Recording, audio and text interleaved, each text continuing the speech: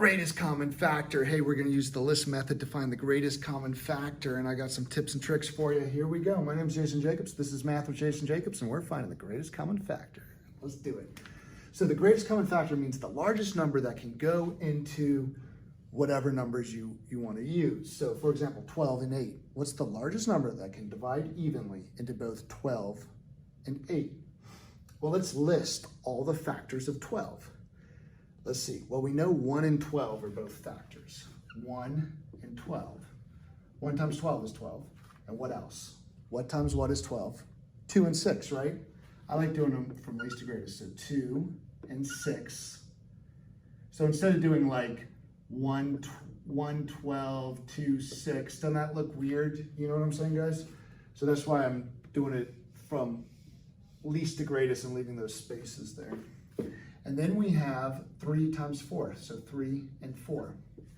So the factors of 12 are 1, 2, 3, 4, 6, and 12. 12 is a composite number because it has 3 or more factors. Now a prime number would be like the number 3, which only has 2 factors, 1 and 3, right?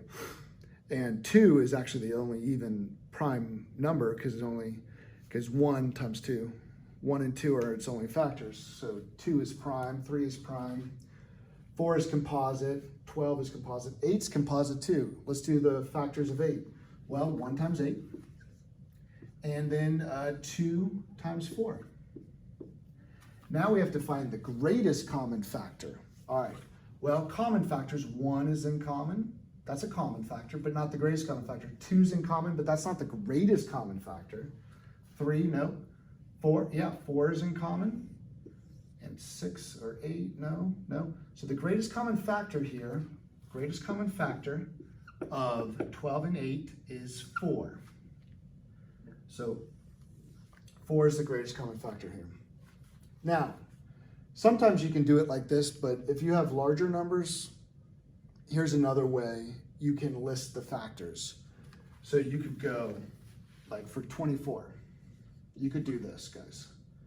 24 could be 1 times 24, 2 times 12, 3 times 8. So this is another way to do it, this which is pretty cool. And 4 times 6, 5 times no, and then 6. So now I know I've made the thing. So the factors are, and you just go down like this if you want. 1, 2, 3, 4, 6, 8, 12, and 24 are the factors. Got a little close there. Now let's do the factors of 36. 1 times 36, 2 times 18, 3, is 3 a factor? Yeah, 3 times 12, right guys? 4 times 9 is 36, 5, no, 6, yeah, 6 times 6. Now we'll only list 6 once though, okay? Only list 6 once. So let's do it. 1, 2, 3, 4, 6. I'm only listing it once. 9, 12. You know what? It's getting too close. That gives me a little anxiety there. Getting it that close, right? You know what I mean? 18 and 36. All right, now we got to find the greatest common factor. Here's a big tip. Start with the greater numbers, okay? I was just explaining here with this one how to find common factors. Common factor, common. Those are in common. 8 and 9, any 8s? No. 9, no. 12, okay, 12's in common. 24, no. All right, so 12 is the greatest common factor. The greatest common factor could actually be one of these numbers. If like 12 is 12 and 36, 12 would be the greatest common factor, and it would be one of these numbers too. So the greatest common factor of 24 and 36 is 12. So like, for example, if you like had a fraction, 24, 36, and you had to reduce that to lowest terms, sure, you could divide by a common factor of 2 and get 12 over 18.